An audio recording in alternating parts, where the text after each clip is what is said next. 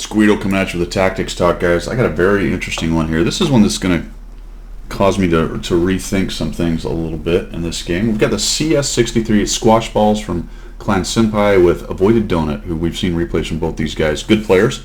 Avoided's in his 907, and you can see that Squash, like I said, is in his CS63. Now, this tank is the new Polish Tier 10, and it has a special capability, a boost, a super boost, a turbo boost, whatever you want to call it.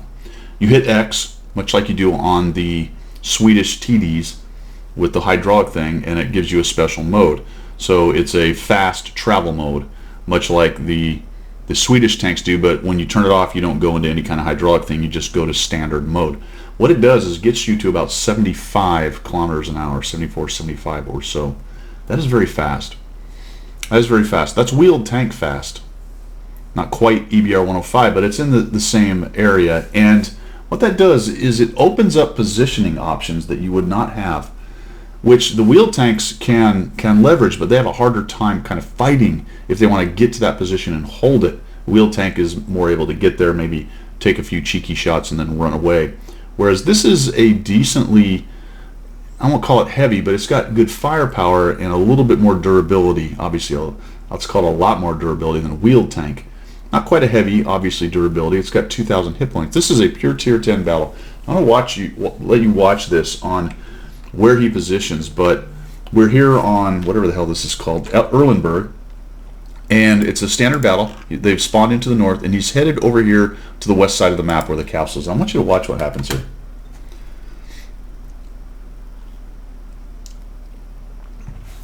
I saw him raging forward, and I said, all right, he's going to try to get into the castle early and get some cheeky shots on people. And I don't know, he's going to have to let us know down below in the comments what he and Avoided Donut were talking about, and he may have been just testing out the capabilities. And I'm not going to say that this particular move is going to be a complete game changer, but it will change some maps depending on how it goes. Whether or not people keep doing it later on after they've kind of tested out the capabilities, because it is a way to get really overextended. But check this out, he blew right past the castle, and he's headed for this corner. There's a building up here, so depending on the map and the position, the speed of this is going to open up early positions that you could not get to without getting obliterated. And I think that as a general rule, you may find yourself in trouble doing this, but also understand that he's platooned. Imagine if he had another 907. Now the 907 is pretty fast. Look how far back it is. When you start talking about the difference between the 50 or 60 the 907's doing and 70, 67 up the hill, but he was doing 70 or something, and the size of the maps, it becomes quite a big difference in the amount of terrain you can cover over time. Look at this. It's crazy where he gets to. This is not a position you could really get to in a medium tank. Now, he must have decent camo. He's right on the edge of the spotting, and he did not get lit up by the JPZ or the 110 E4. And as a matter of fact, he just picked up some spotting damage because of the Artie. Now watch this. He comes right up in here. The building here, in any position for that matter, that you're going to take early on, is important because he is well overextended. The 907 looks like Avoided Donut, one of the better names in the game, held back a little bit, but he is leveraging positioning based on where Squash Balls went. So he gets a couple shots, doesn't go quite as well as I think he would want to, and now he's got the poor E100. The C100 has no idea what's happening. Nobody knows Squash is there. The E100 is about to, though, because now he's out in the open. He's wondering, why am I being hit from that corner a minute and 30 seconds into the game? And he's probably looking at where the hits are coming from, and it's not a scout. We're dropping that 390 alpha on guys, even though he's getting some pretty bad low rolls. He's got one high roll. The Artie has positioned itself into what is normally a completely safe place this early in the game. Nobody knows he's there. They do now, and so does he. And he's like, oh, great. How'd that guy get there? That's just, and that was a total bummer of a bounce right there. That is something that is potentially going to change certain matches. There has to be a lot more positions on maps than this one where this kind of thing can happen. You know, a scout could always get in here and cause problems, but the durability of it was so low that few people really did that very much. And this may be a one-off. I like this little shift into the turret right there. That was really nice. Gets a high roll at 416.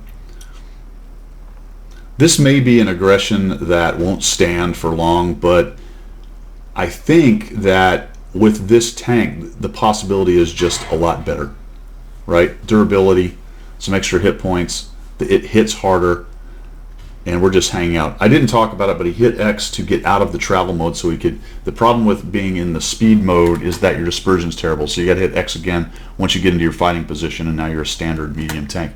This guy comes around. Some things do go right, and this is why I'm kind of saying, well, I'm not 100% sure this is new meta terrain or something that's going to happen a lot, but it certainly shows capability. Obviously, the 750 alpha miss from that 110E4 hurt his team's chances big time to peel Squash out of this position. So, and that's what I'm talking about. You know, you can get kind of overwhelmed. He now is starting to fight guys who are getting shots back on him. Here comes a T-57, and if the team had sent 3-4 tanks over here, they probably could have jumped all over Squash quite a bit. However, they may have also lost a bunch of hit points to the E50 and the 907 because Squash was supported by those two guys, and that still would have been a considerable number of hit points off the enemy team. Now they just abuse this T-57. Avoided goes in there, gets up next to him with his extra hit points, gets his attention, and now Squash is able to take extra shots on him here, and they just absolutely tag team this poor autoloader who has virtually no chance at all to even kill one of them. Probably should have pushed into Squash to try to kill him and ignored Avoided, but of course the E50 was on the other side in the crossfire, and the Arty was doing its thing. Because the Arty doesn't have a lot of targets left, the team is absolutely rolling these guys up in a large part because of the amount of tanks that Squash's little maneuver here took down. The E100, the 110E5, the T-57, the JPZ, even the, I guess that guy's in the middle of 110E5, the Arty 261, all those guys died over here because of how fast Squash could get in the position. You'll see that he hits X, now he's in speed mode, and he's going to start catching up with Avoided Donut. Realize it's a 2-second delay to go in and out. That is going to have to be a consideration. Look how big the dispersion is when you're in the speed mode right there. You're really going to have a hard time hitting anything. I didn't think that the speed on these things would be that big of a deal. I kind of looked at it initially and said, whatever, you know, it's not an unprecedented speed. However, Squash has just shown us something that could change some things. I don't know if it's game breaking. I don't know if it's going to change metas significantly, but it opens up a lot of very interesting options with that particular tank and depending on the maps, and I'm betting that there's a lot of interesting new spots that mediums can get in, this medium can get into and just cause a complete disruption. So this right now is a meta disruptor. I don't know necessarily if it's a changer. I don't know if it's a meta changer, but it's definitely a meta disruptor. You saw a great example right there. Scouts can sort of do what Squash did there. He was in a platoon. That was hugely important for his success. But very interesting. Something to think about. Definitely something to think about, and I kind of like that it actually gives maybe some different options. Question is it now going to negatively affect the meta? Is it actually a meta changer? Will we see multiples of these running around, getting into very forward positions and just breaking down deployments badly? Which, oh, by the way, that's one of the biggest problems with the EBRs is how they break down deployments and make it very difficult sometimes for teams to even get started playing the game. We'll see. We'll see. Just something to think about. So that's the first gameplay I've seen from this thing. That was super interesting. I do appreciate that, Squash. Thanks for sending that one in. That one is something a little bit different, right, guys? A meta disruptor. All right. That's all I've got. Have a good one, all.